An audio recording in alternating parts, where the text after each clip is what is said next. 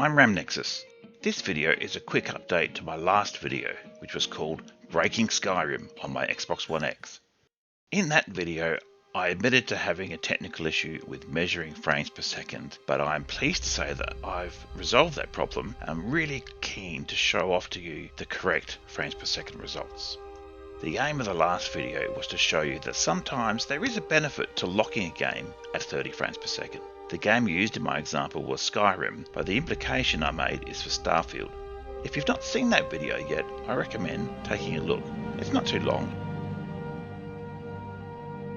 In the last video, I showed you footage of Skyrim with the 30 frames per second lock removed, run on my Xbox One X. But for reasons I couldn't explain, I was obtaining frames per second results below 30 frames a second, which is what the game was normally running at.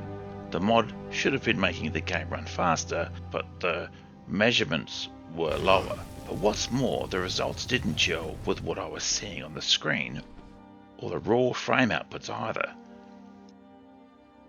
TRDrop is a software tool to measure frame rate, screen tearing and frame timing. But try as I might, and boy, I tried a bunch, I just could not obtain results which seemed reliable and valid or expected.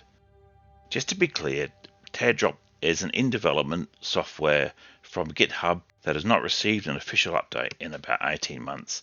I just say this so you know it's not some well-polished commercial product, it's in development. The way that I have found to obtain reliable results is only to record lossless 1080p footage, not 4K footage, which is what I'd used last time. When I use 1080p footage, TRDrop constantly provides me with the results that I'm expecting. I'm not sure why this is, I'm just happy that I've found a way to obtain accurate frames per second results. So I re-recorded the dragon fight that I showed you in the last video with the 60 frame per second mod, and this is what I found. As predicted in the last video, TRDrop is showing me results ranging from 30 up to 50 frames per second, a little higher at times.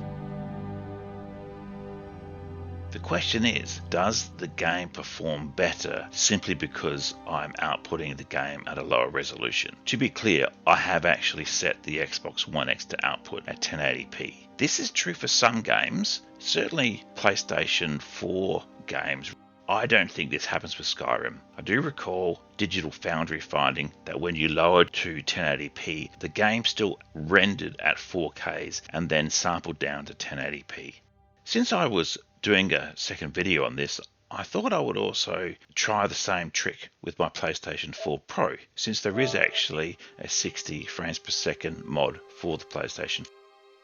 However, when I installed it and tried it, I found it did not change the frame rate from 30 frames per second, and then I decided to actually read the description in the mod, where it very clearly states that the mod is now broken ever since the release of the Anniversary Edition patch. So what do the actual results show us? Well, the output really does range between 30 and 60, hovering mainly between 40 and 50 frames per second, which is what I predicted. And it is definitely impacted by movement, and it's definitely impacted by the dragon breath. There's still a lot of screen tearing, and it's mainly the screen tearing which makes the game unplayable. It's very distracting. So all the conclusions I made in my last video stand, but I just thought I'd show you what the actual results should have looked like. That's it, we'll leave it there. And my next video, the evolution of Skyrim graphics part 2, is going to be out in a few days. Alright, cheers, Ramnexus out.